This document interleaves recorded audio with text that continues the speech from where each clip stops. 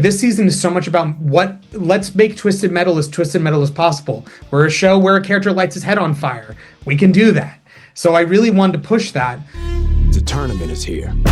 I'll need to end every last driver that gets in my way. No pressure or anything. When you have this successful season 1, and then you have to create season 2, it has to be scary for a creator to reach that level and you know, and be better than season 1.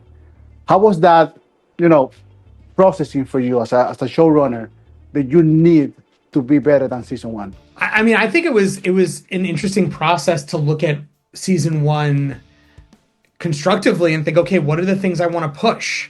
And honestly, I was like, I'm really happy with season 1, but I want to push the action. I want to push the look of the show. I think we can be funnier. Yeah. And those are the things I really wanted to work on. And I think I'm really happy with season 2. I think we were able to get more comedy, more action, more characters, and thankfully we have more episodes to fit all of it. You introduced a new character, Calypso. Yes. And to me, it's amazing. How was that decision? Because this show has like a huge world. Like, and how do you choose to bring Calypso? Why Calypso? I think like when introducing the tournament this season, Calypso has to come with it. So I think it was a really easy choice to bring Calypso into it. And I think we also wanted to bring in a new big bad. We wanted to have someone that was going to be manipulative and conniving, but also fun and kind of have an MC. And Anthony Kerrigan is absolutely amazing this season. How do you decide what things to choose and bring when in the process of creating?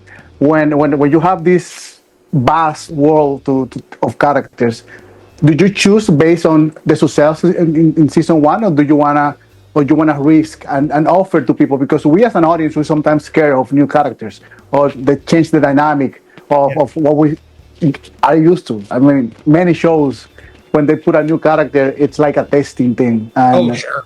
And how's that work for you and your team? I mean, always, whenever we're breaking story and stuff, it always comes back to our leads. It always comes back to Anthony Mackie and Stephanie Beatrice, John and Quiet. So when we're introducing new characters, it always has to come back to our leads. How are they moving John and Quiet's story forward? How is it boosting their story? And if it doesn't help their story, then the characters feel unnecessary. It always has to move the story forward, the world forward, the tournament forward. But when we looked at like all the characters, we were just kind of imagining, what if this was a new Twisted Metal game? What would the roster look like? What would the character screen look like?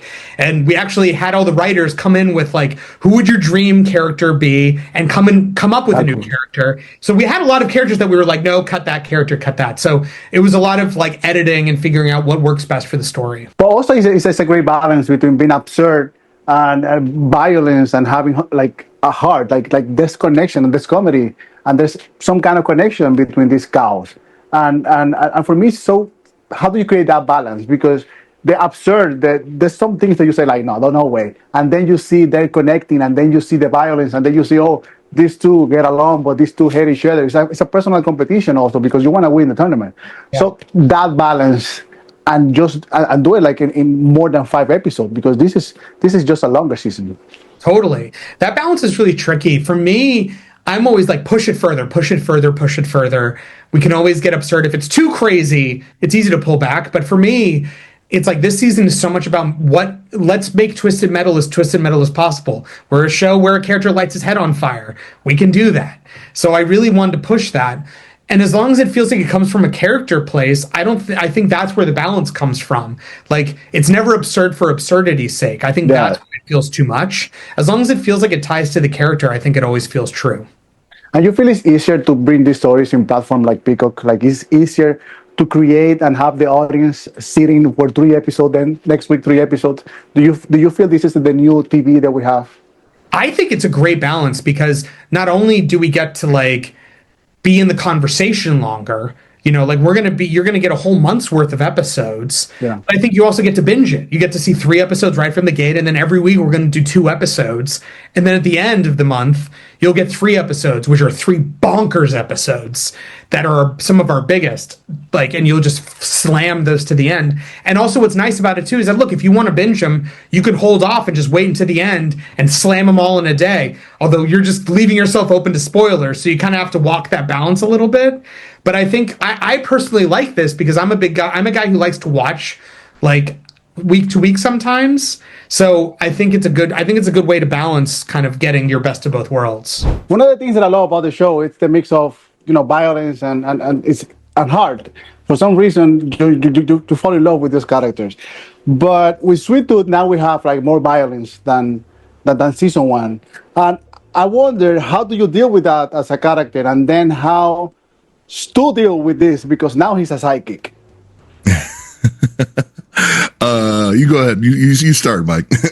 Well, for Sweet Tooth, murder is what he knows and what he does best. And for Stu, it's more about living to the next day, and Sweet Tooth gives him the best opportunity of that. And I think he sees this tournament as not only a way to see Sweet Tooth shine. Stu is helping Sweet Tooth live his best life and kill as many people as he can.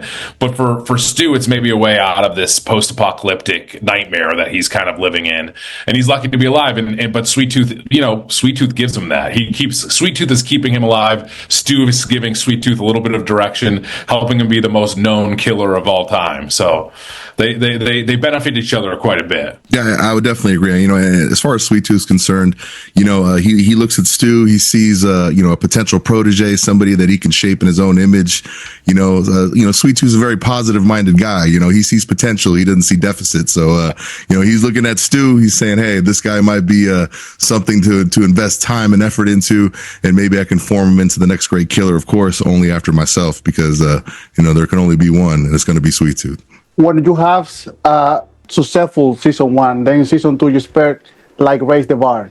What is the moment that in this second season that you film and it was a bigger challenge than season 1, that you say, okay, we're gonna do this, we have to do this, and it's all based for entertain us, the audience, and without spoilers, what you can tell is the risky moment in season 2 that you film? Oh man, I think we'll both agree that just filming a lot of the tournament, which we're promised this season, is seeing the tournament and seeing that in action. And a credit to all the crew and the writers to just to map that out and give that feeling of the game. Like you're watching these episodes and you're seeing the tournament play out episode after episode, and you're getting that car combat, and you're seeing the mayhem and everything like that, and they pulled it off. I think that's what we all wanted, and that's what they give you this season, and it's incredible.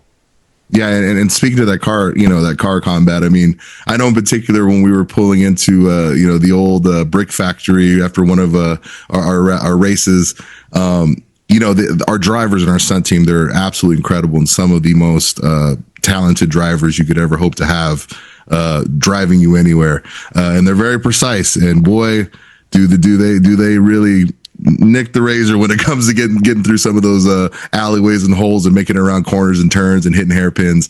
And for us, we're in this small little metal box in the middle of summer, getting rocked around this thing, and the walls are rusty. You have your handholds, your braces, but you're still tumbling around in that car. We're still going fast, and I handed to my star over here, Mike, who spent much of that time squatted down in the back of that truck, riding that thing like a surfboard, and just hoping for we both go flying out the back if something goes wrong.